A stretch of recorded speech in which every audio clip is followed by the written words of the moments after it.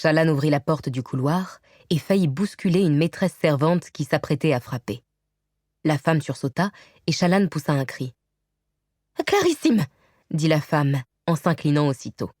« Toutes mes excuses, mais l'un de vos échocalames clignote. » La femme lui tendit le calame auquel était fixé un petit rubis clignotant. Shalan inspira et expira pour calmer son cœur.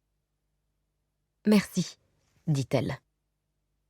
Tout comme Jasna, elle laissait ses échocalames aux soins des serviteurs parce qu'elle se trouvait souvent loin de ses appartements et risquait de manquer les tentatives faites pour la joindre. Toujours troublée, elle fut tentée de l'ignorer et de poursuivre son chemin. Mais elle avait besoin de parler à ses frères, Nan Balat en particulier, qui était absent les dernières fois qu'elle avait contacté sa famille. Elle prit l'échocalame et ferma la porte. Elle n'osait pas regagner ses appartements où tous ses croquis l'accusaient. Mais il y avait un bureau et une planche à échocalame dans la pièce principale. Elle s'y assit et fit tourner le rubis. « Shalan » écrivit le calame. « Es-tu bien installé ?» Il s'agissait d'un code destiné à lui apprendre que c'était bien Nan Balat, ou du moins sa fiancée, qui se trouvait de l'autre côté. « Mon dos me fait mal et mon poignet me démange », répondit-elle, donnant l'autre moitié du code. « Je suis désolée d'avoir manqué tes autres communications, » lui dit Nan Balat. « J'ai dû assister à un festin au nom de papa. Comme j'étais avec Sur Kamar, je ne pouvais pas vraiment le manquer, bien que le trajet ait pris une journée dans chaque sens. »« Pas de problème, » répondit Shalan. Elle prit une profonde inspiration. « J'ai l'objet. » Elle fit tourner la gemme. Le calame resta un long moment muet. Enfin, une main pressée écrivit. « Les héros soient loués. Ô Shalan, tu as réussi. Dans ce cas, tu es sur le chemin du retour. Comment peux-tu utiliser l'échocalame sur l'océan? Est-ce que tu te trouves au port? »« Je ne suis pas partie, » écrivit Shalan. « Quoi?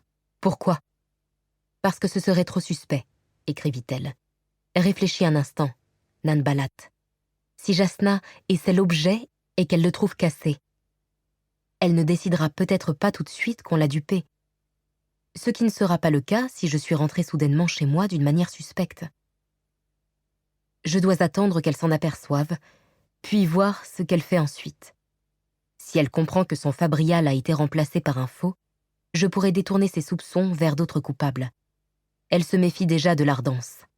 Si d'un autre côté, elle suppose que son fabrial a été cassé d'une manière ou d'une autre, je saurai que nous sommes libres. » Elle fit tourner la gemme et remit l'échocalame en place. La question qu'elle attendait vint ensuite. « Et si elle suppose immédiatement que c'est toi?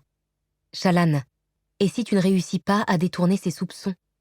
Et si elle ordonne qu'on fouille tes appartements et qu'on y trouve le compartiment caché ?» Elle reprit le calame.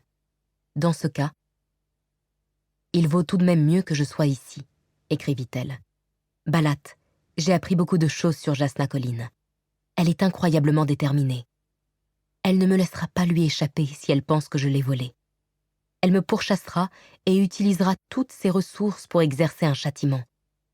En quelques jours à peine, nous aurions notre roi et nos hauts princes sur nos terres pour exiger que nous rendions le fabrial. Père des tempêtes, je parie que Jasna a des contacts à Jaquevet qu'elle pourrait atteindre avant mon retour. Je me retrouverai en détention à peine arrivée à terre. Notre seul espoir consiste à la mener sur une fausse piste. Si ça ne fonctionne pas, il vaut mieux que je sois ici et que je subisse rapidement sa colère. Elle reprendrait probablement le spiricante et me chasserait de sa vue. Mais si nous lui donnons du mal en l'obligeant à me pourchasser, elle peut se montrer impitoyable, Balat. Ça ne se passerait pas bien pour nous. » La réponse fut longue à venir. « Quand es-tu devenue si douée pour la logique, petite sœur ?» écrivit-il enfin.